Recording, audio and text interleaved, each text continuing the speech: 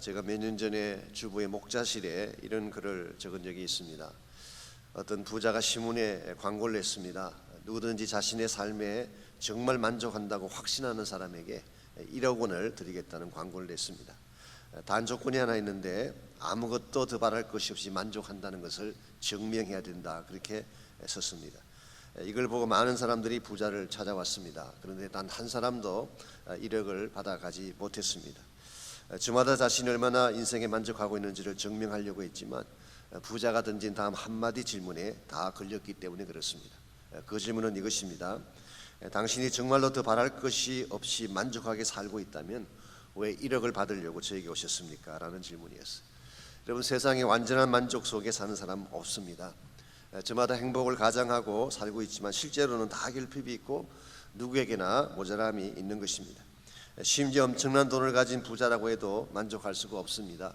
더 갖고 싶어하고 더 소유하고 싶어하는 야망이 있기 때문입니다. 최고의 권력을 가진 사람 만족할 것 같지만 그렇지 않습니다. 더 큰 권력을 추구하다가 오히려 망하기도 하고 무너지기도 하는 것을 많이 보게 되죠. 그러므로 참된 만족이라고 하는 것은 이 땅에 그새 존재하지 않습니다. 참된 만족은 우리 모든 축복의 근원이신 주님을 만나야 하는 것입니다. 그리고 주님의 길을 따라갈 때에 주님께서 우리에게 진정한 만족도 주시고 행복도 부어주시는 것입니다. 우리 인생의 여정에는 항상 두 가지 길이 기다리고 있습니다. 한 가지는 세상을 향한 길이고 또 한 가지는 하나님을 향한 길입니다. 예수님의 표현을 그대로 빌리자면 넓은 문으로 들어가는 길이 있고 좁은 문을 향해 가는 길이 있습니다. 이 세상을 사는 대다수의 사람들은 넓은 길을 선택하죠. 그것이 쉽기도 하고 또 화려하게 보이기 때문일 것입니다.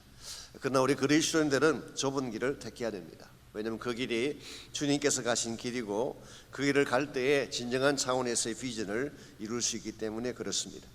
그럼에도 불구하고 오늘날 많은 그리스도인들이 세상 길을 택하는 것을 보게 됩니다. 겉모양은 분명히 하늘나라 시민 같은데 사는 삶을 보면은 세상 길을 따라가는 케이스를 많이 보게 되죠.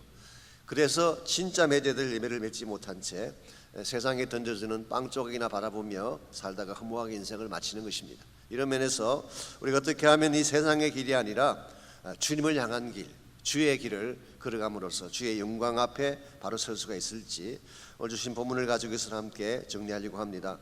오늘 같이 봉독한 본문에 보시면 하나님의 길을 따라 사는 사람들이 갖춰야 될 삶의 자질 몇 가지가 소개가 되어 있습니다. 첫 시간에 말씀을 드렸습니다마는 야고보서라는 이 성경은 불신자가 어떻게 크리스천이 되느냐 여기에 대한 책이 아닙니다. 바울 스시는 대개 그에 대한 책이죠.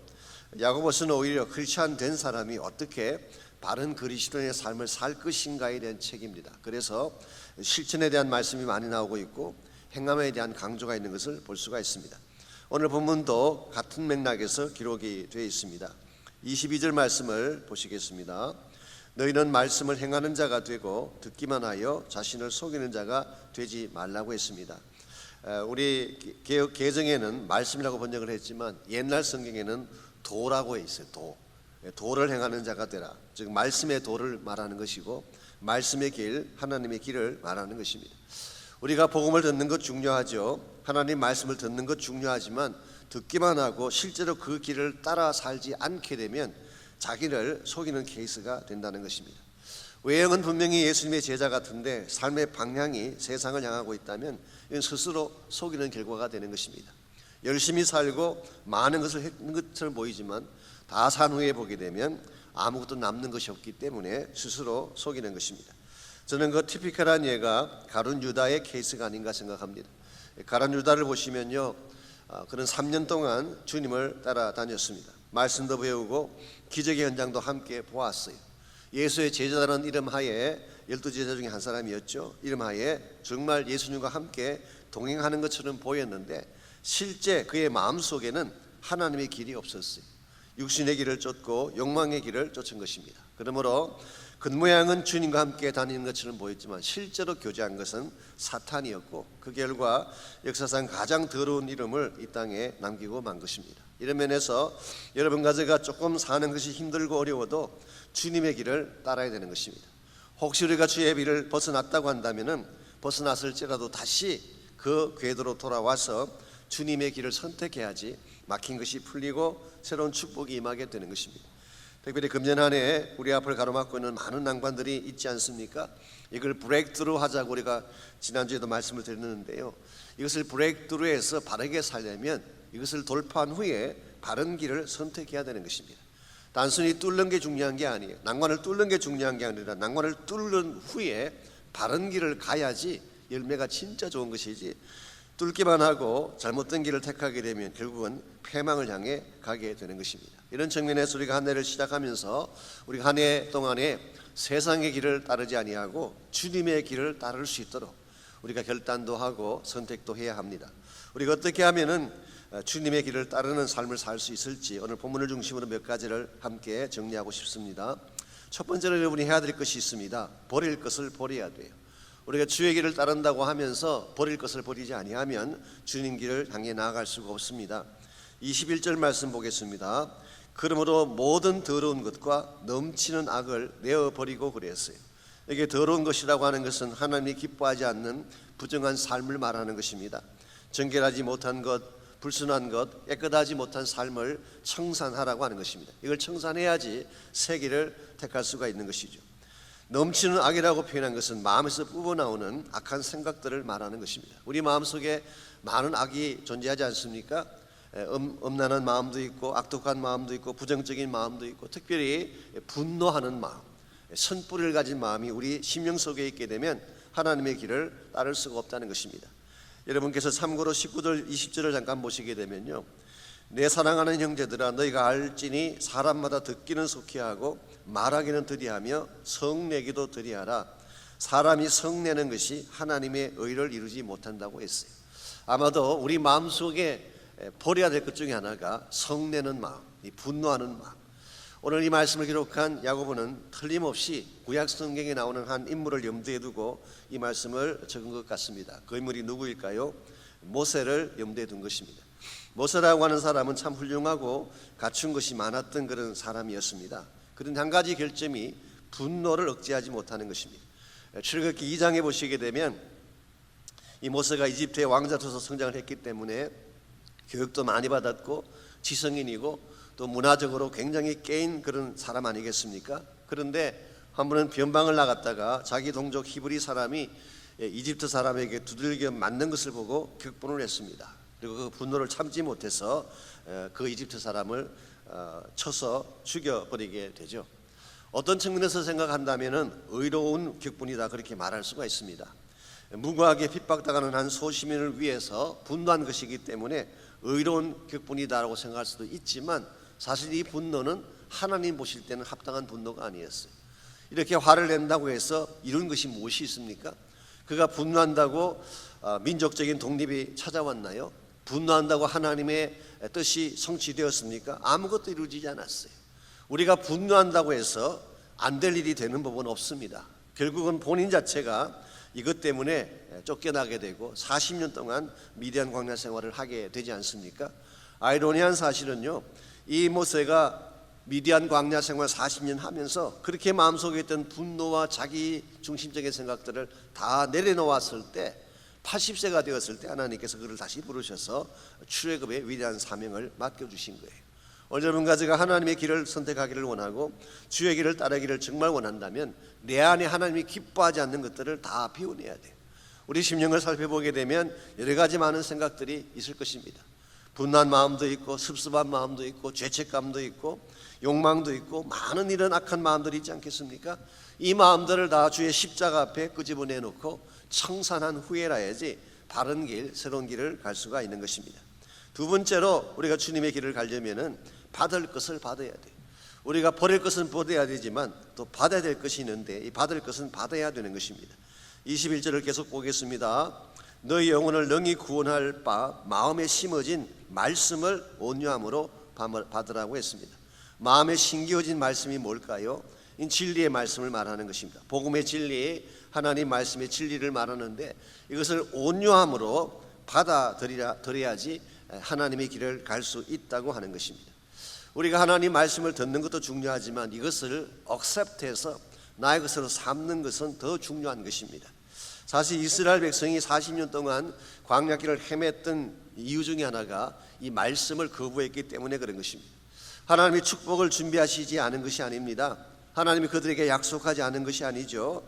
모든 것을 다 준비하고 모든 것을 다 마련해 놓았지만 하나님 말씀을 거부하고 불순종하기 때문에 그들은 헤매고 헤매며 헤매다가 결국 죽게 되는 40년의 광야길을 갖게 된 것입니다. 오늘날도 저는 마찬가지라고 생각을 합니다.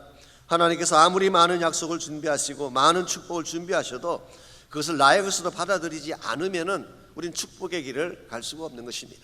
참된 축복의 길은 멀리 있지 않습니다. 말씀 안에 있어요. 말씀을 나의 것으로 삼고 말씀을 나의 것으로 삼아서 하나님의 바른 길을 선택하게 되면 그게 축복이 기다리고 있는 것입니다. 오래전에 중국에 선교하신 선교사님 한 분이 이런 말씀하는 걸 들은 적이 있습니다. 열차를 타고 가면서 옆자리에 앉은 사람에게 예수님을 전하고 그리고 성경책 한 권을 그에게 주었더니 그분이 화를 냈어요. 자기에게 성경책을 준다고. 그래서 이 화가 난 나머지 성경책을 이 차창 밖으로 던져버렸어요.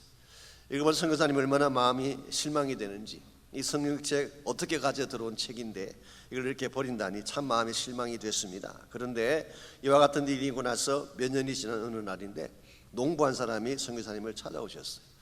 자신이 예수님을 믿고 싶은데 좀 구체적인 방법을 말씀해 주시고 예수 믿고 침례를 받고 싶다는 그런 이야기를 했어요. 물었습니다. 당신이 어떻게 해서 예수님에 관해서 알게 되었고 침례를 받으려고 결심하게 됐습니까? 그랬더니 이렇게 설명을 했습니다. 사실은 자기가 어느 날 밭에서 일을 하고 있는데 지나가던 열차에서 책 한 권이 갑자기 날아오더라는 것입니다. 자기 가슴에 탁 안기는데 처음에는 무슨 책인지 몰랐지만 처음 보는 것이니까 그 책이 좀 신비롭게 느껴져서 처음부터 그 책을 읽어내려 가던 중에 본인이 죄인인 것을 깨닫게 되고 죄 사할 분이 예수님밖에 없다는 사실을 알게 됐습니다. 그러니 이제 어떻게 예수님을 영접하는지도 가르쳐 주시고 영접한 후에 침례도 받고 싶다는 그런 이야기를 했어요. 참 신비한 하나님의 역사가 아니고 무엇이겠습니까? 한 사람은 자기에게 주어진 성경책을 던져버렸는데 또 다른 한 사람은 그 성경책을 받았어요. 이게 별것 아닌 것처럼 보이지만 이게 그들의 영원한 운명을 결정한 것입니다. 오늘도 하나님 말씀이 선포될 때에 여러분이 받을 수도 있고 리젝트 할 수도 있어요. 여러분이 이 말씀에 대해서 어떻게 하느냐에 따라서 여러분의 인생이 달라지게 되는 것입니다. 복을 향해 나아갈 수도 있고 저주를 향해 나아갈 수도 있는 것입니다. 우리 개인의 축복도 마찬가지고 교회의 부흥도 마찬가지입니다. 말씀 따라 살게 되면 하나님이 결과적으로 가장 아름다운 복을 안겨주시는 것입니다. 이제 한 해가 시작이 됐는데 여러분 한 분 한 분이 그냥 세상 따라 살고 사람들의 의견 따라 살기보다도 말씀 따라 사시기를 바랍니다. 하나님 말씀을 나의 소유로 삼고 그 말씀을 따라 살게 되면 말씀을 통해서 하나님이 진짜 안겨주기를 원하시는 복들이 여러분 인생에 넘쳐나게 되는 것입니다. 이와 같이 우리가 세상 길이 아니라 하나님의 길을 따르기를 정말 원한다면 1차적으로는 버릴 것을 버리셔야 돼요. 여러분 마음속에 생각나는 죄악이나 더러운 것들이 있으면 이 아침에 다 청산하시기를 바랍니다.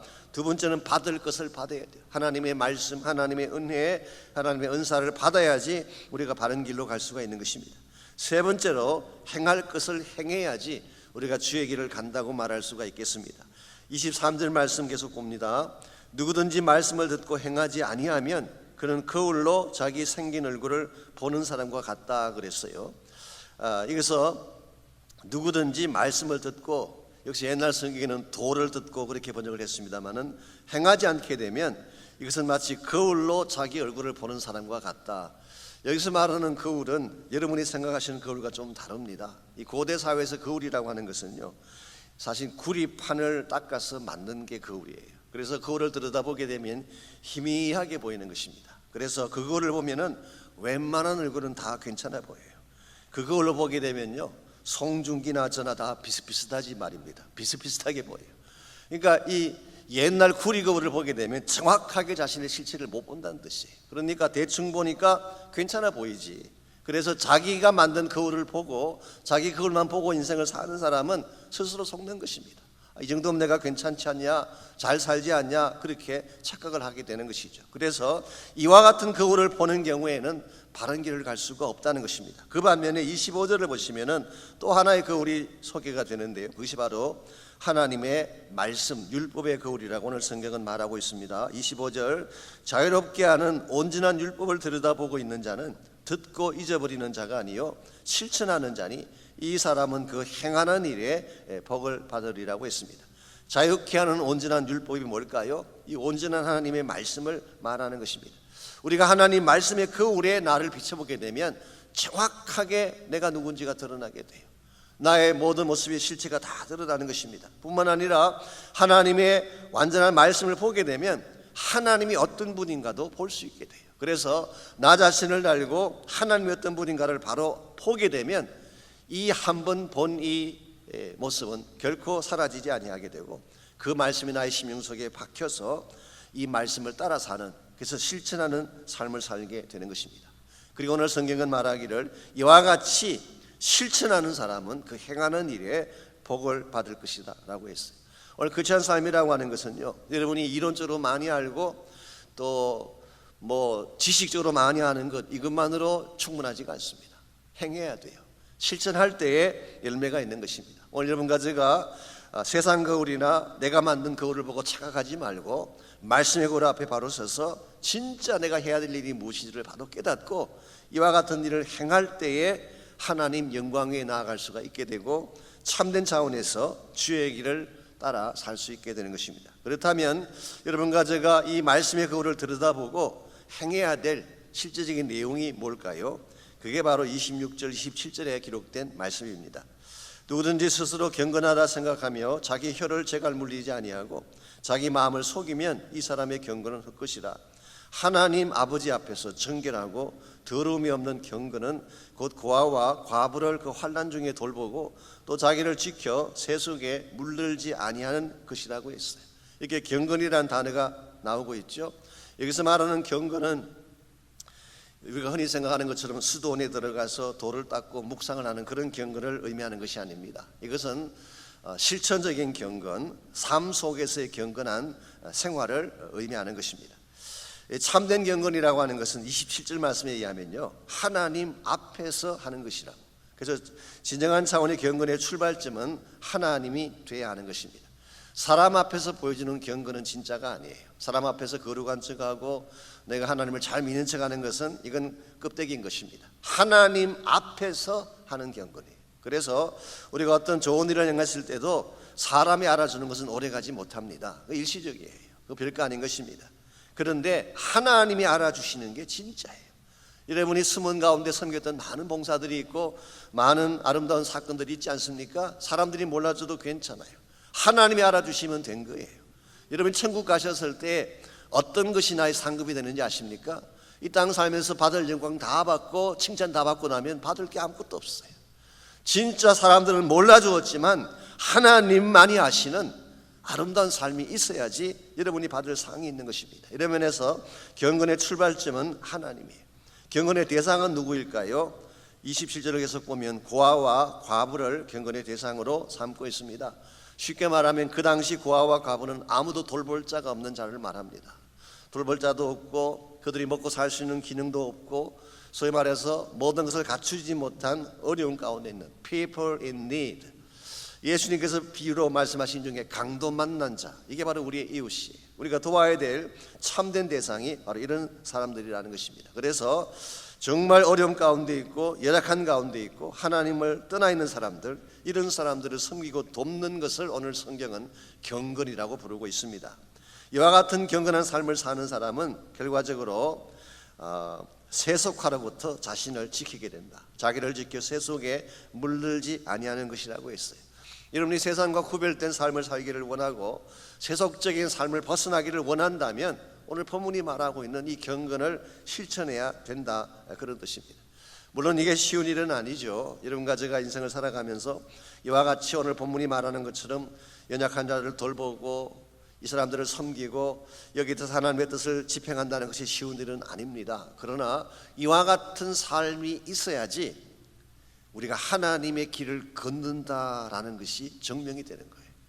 우리가 말이 얼마나 잘할 수 있습니까? 얼마든지 말은 잘할 수가 있지만 내 삶에 어디를 둘러봐도 이와 같은 열매가 없는데 내가 하나님의 길을 걷는다고 말하는 것이 앞뒤가 맞겠습니까?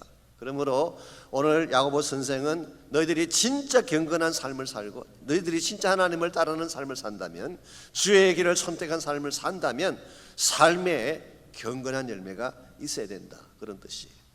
여러분께서 잘 아시는 목사님 중에 최일도 목사님이라고 계시죠. 저도 여러 차례 말씀을 드린 적이 있습니다만은 저는 개인적으로 책을 통해서 그분을 뵙고 말씀도 듣고 그랬습니다. 아시겠지만 이분이 신학교에 들어가서 공부를 하실 때 사모님과 같이 이렇게 계셨는데 두 사람이 꿈이 달랐대요. 사모님의 꿈은 뭐냐고 하면 스위스에 가서 아주 멋진 신앙 공동체가 있는데 그 공동체 생활을 하는 것이 사모님의 꿈이었어요. 그래서 신학교만 졸업하면 스위스로 가고 싶다. 그래서 항상 기도할 때마다 하나님 졸업하면 스위스로 보내주십시오 기도를 했어요. 근데 목사님의 기도는 좀 달랐어요. 이 최 목사님은 독일 가서 신학을 공부하는 것이 그의 꿈이었다고 합니다. 아시는 대로 독일 신학이 좀 앞서 있잖아요. 이 학적으로는 독일 신학이 가장 앞서 있습니다. 그래서 신학교를 졸업하면 독일에 가서 진짜 제대로 석학 밑에서 공부를 하고 학자가 되는 거예요. 이게 그분의 꿈이어서 항상 기도할 때마다 독일로 보내주십시오. 사모님은 스위스로 보내주옵소서, 최 목사님은 독일로 보내주옵소서 기도했는데요, 하나님은 응답하시기를 청량리로 가라 그러시더래요.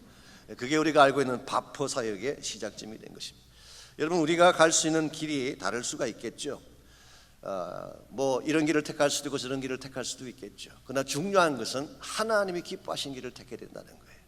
다른 길을 택하면 보기에는 더 화려해 보이고 더 좋아 보일지 모르지만 그건 진짜 길이 아니라는 것입니다. 하나님이 인정해 주시는 길, 하나님의 영광을 나타내는 길, 하나님의 나라의 비전을 이룰 수 있는 길을 선택해야지 여러분의 인생이 바르게 쓰임받고 하나님을 위한 길을 따라 살게 되는 것입니다. 오늘 여러분과 제가 한 해를 시작하면서 우리가 선택할 수 있는 많은 길이 있습니다. 여러분이 실제로 행할 수 있는 많은 길들이 있지만 그러나 궁극적인 길은 하나님의 길을 택해야 되는 것입니다. 왜냐하면 그분의 길이 항상 옳기 때문에, 그분의 길이 우리 인생의 최선이기 때문에.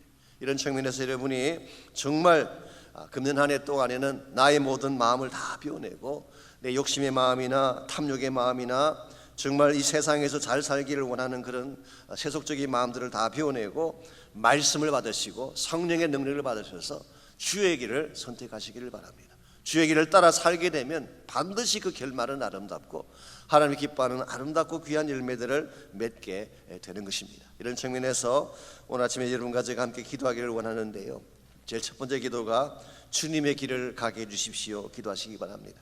그동안 나의 길을 고집해 왔고 세상 사람들이 박수치는 길을 내가 고집해 왔는데 이제 내가 주의 길을 깨닫고 주의 길 가기를 소원합니다.